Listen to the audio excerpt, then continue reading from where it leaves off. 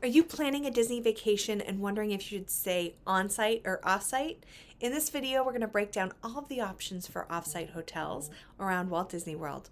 From cost-saving tips to loyalty perks to insider advice on booking lightning lanes and staying in luxurious villas, I'll help you decide if off-site is the right choice for your family. Stay tuned. I'm Christina. I'm a traveler, a planner, and most importantly, a mom. I'm sharing my best tips to make traveling as a family a little less stressful. So put down your phone, pack your bags, and let's showcase the world.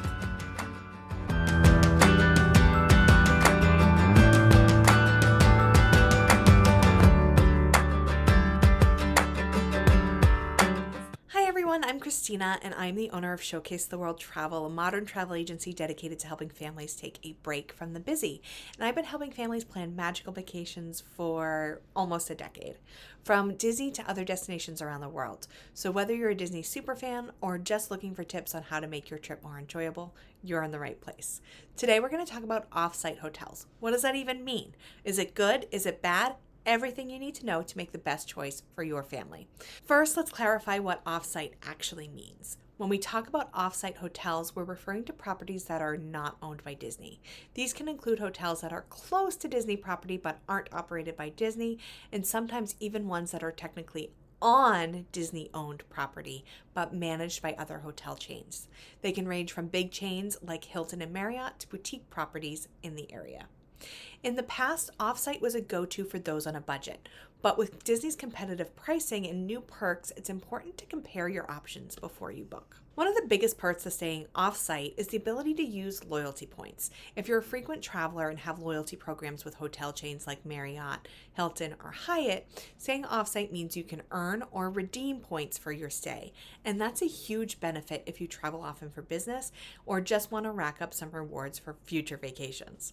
Another major perk is the flexibility and cost savings. While Disney Value Resorts might be on the lower end, you can often get a deluxe off-site resort for the same price as a Disney Value Resort.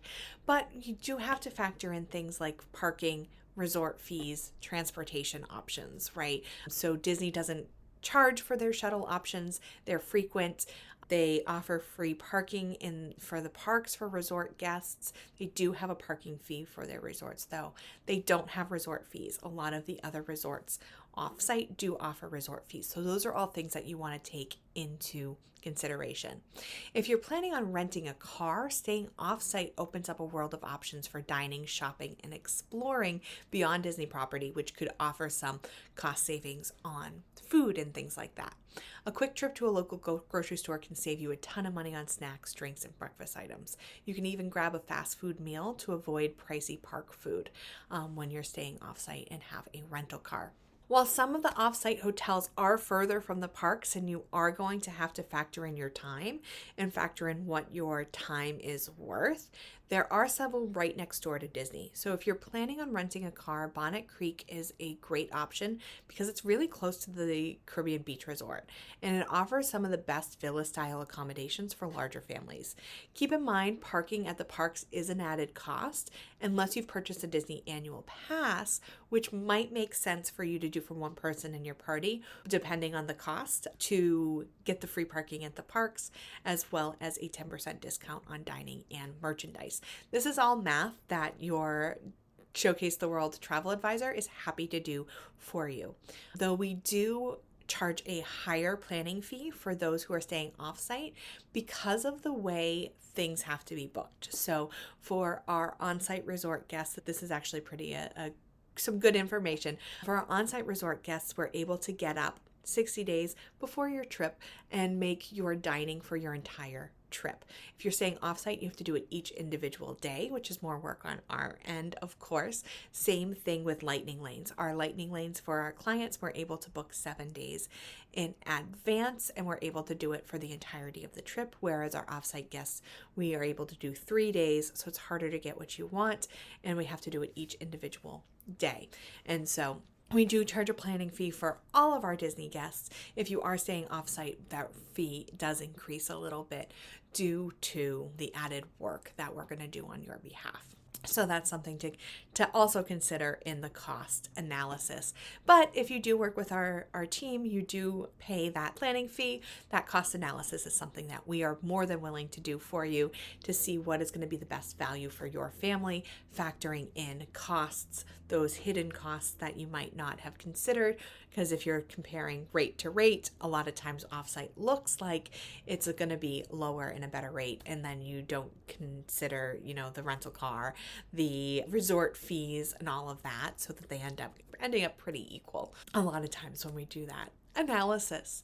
And then your time, you want to factor in your time, and although there is no number you can put on your time, I do think your time is priceless and you save a lot staying on Disney property. So let's talk about those Disney perks. I talked about making your dining reservations for your entire trip, so you're able to get those hard to get ones. If you're making them later in your trip, you are able to take advantage of booking your lightning lanes 7 days in advance. But some off-site hotels like the Swan and Dolphin offer Disney perks like extra magic, the early morning entry in the park, character dining, and access to Disney operated transportation. These are great ways to enjoy the Disney experience without the price tag of staying at a Disney hotel. Now let's talk about villas. Fantastic option for families or anyone looking for more space. Many offsite resorts like those in the Bonnet Creek area, the Wyndham in the Bonnet Creek area, or the Sheraton Vistana Villages, or Margaritaville offer villa-style accommodations that include multiple bedrooms, kitchens, and laundry facilities. These properties offer more space, privacy, and flexibility, which is a big plus if you're traveling with kids or an extended family. A villa can also help you save on meals. With a kitchen at your disposal, you can prepare some meals yourself, which cuts down on dining expenses. Plus, gives your family the comfort of having more space to relax after a busy day in the parks. In addition to those villa-style resort accommodations, we also work with a few villa rental companies as well, where you're able to rent a house or a villa, right? So while we do not work with Airbnb because they're not vetted and there's no customer service, if they're not what you expect, you're not really able to fight as we are with the companies that we work with, but we are able to offer, 10, 12 bedroom houses with incredible themed rooms and all sorts of really cool features, private pools, and all of those things we're able to offer our families, which is really, really exciting. If you're staying off-site, don't worry, you can still book lightning lanes in advance and enjoy the benefits of Disney's popular front of line service. While booking on-site lets you book lightning lane reservations 7 days in advance, off-site guests can book them 3 days in advance. So that is helpful, but a lot of times those most hard to get rides like Slinky Dog Dash, Rise of the Resistance, Flight of Passage will already be booked by on-site guests by the time you're able to do that 3 days in advance. So that's something to definitely think about.